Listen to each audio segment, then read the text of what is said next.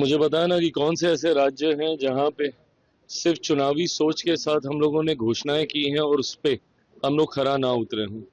भले वो राज्य की सरकारें हों या केंद्र की सरकारें हों।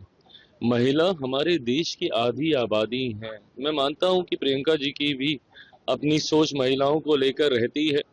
उत्तर प्रदेश का पुनः चुनाव आ रहा है। पिछले चुनाव में उन्होंने पूरा प्रयास किया था, लड़की हूं लड़ सकती हूं कहकर उन्होंने प्रयास किया था कि वो महिलाओं को एकजुट कर सके, उनका साथ ले सके। पर मैं मानता हूं आज की तारीख में महिलाओं में एक बड़ी आबादी, हमारे प्रधानमंत्री आदरणीय नरेंद्र मोदी जी की सोच, उनके विकास के कार्य, उनकी नीति, उनकी योजनाओं के साथ वो जुड़ी हुई है। आज की तारीख में हमारी सरकार है जिसने कई महत्वपूर्ण योजनाओं में महिलाओं को प्राथमिकता देने की बात कही। कई योजनाओं पे उनके नाम पर निवेश करवाए गए।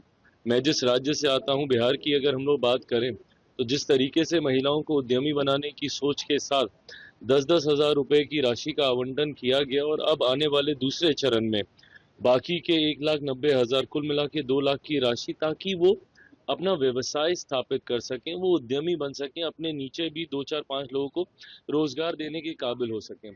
तो ऐसे में जब कांग्रेस के लोग से भी आरोप लगाते हैं कि महिलाओं के लिए आपने सोचा नहीं, सवाल तो आपसे भी उठता है ना कि देश में लंबे समय तक आपकी सरकार थी, उसके बाद भी अगर आज भी अगर कांग्रेस और उनके नेताओं को महिलाओं की चिंता हो रही है तो कारण क्या है?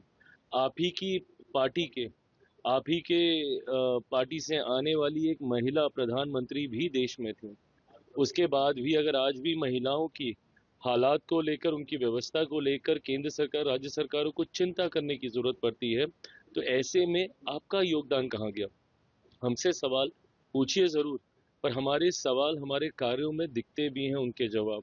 हम लोगों ने एक एक योजनाओं में महिलाओं को प्राथमिकता देकर अपने वादों को पूरा किया है।